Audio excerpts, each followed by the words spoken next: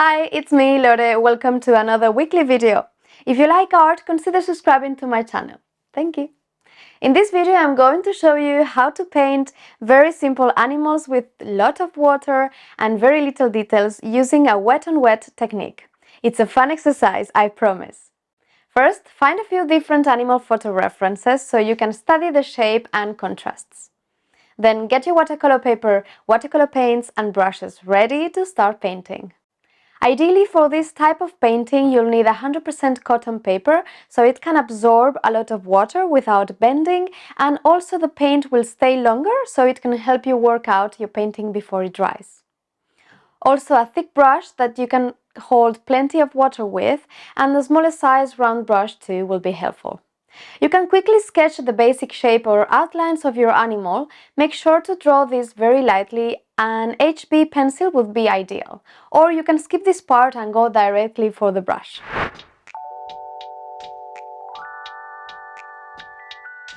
With a clean brush, wet the parts where you are going to paint, or you can wet all the inside of your animal shape. We want to focus on the movement of your subject.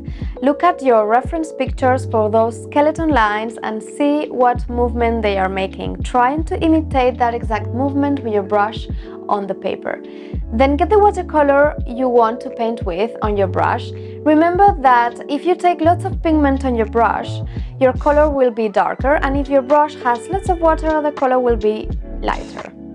Since the paper is already wet with clean water, once you touch the paper with any paint, it will expand. Let the water flow and enjoy the process. Don't stress over where you want the paint to go. The unexpected is the fun part of this exercise. Take your brush and start by making big shapes with brush strokes, according to the shapes and movement of the animal.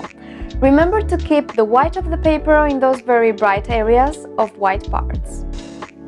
Start with the bigger area of color and add darker brush strokes where needed, like in contrasted areas, changes of color.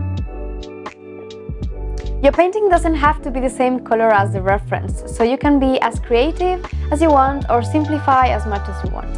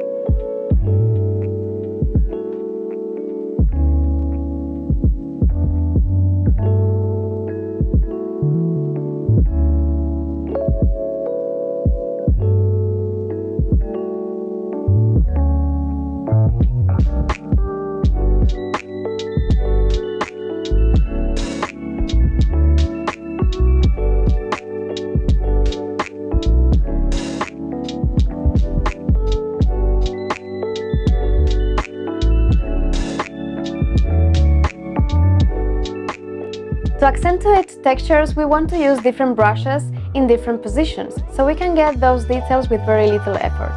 We'll also use wet and dry technique for some little parts, so we can get different textures on your painting. This will work perfectly for feathers or to determine some of the fine lines if you want to add more detail into your painting. Now relax and enjoy the process. Don't overpaint your animals. We want to get simple and interesting paintings with just a few brush strokes and different textures. Let the water flow and do its magic.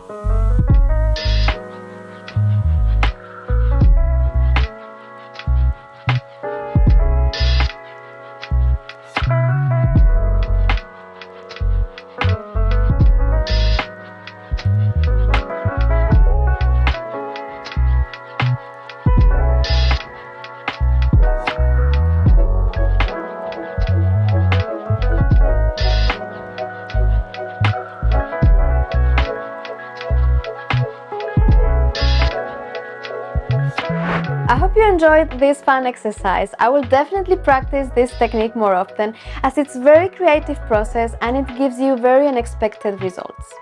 And you can always experiment further and add things like salt to create even more interesting textures. Play with different brushes and even add masking fluid at the beginning to keep those white sharp details. As I always say, experimenting and practicing is the key to success. See you next week with another video. I hope you enjoyed it. Bye!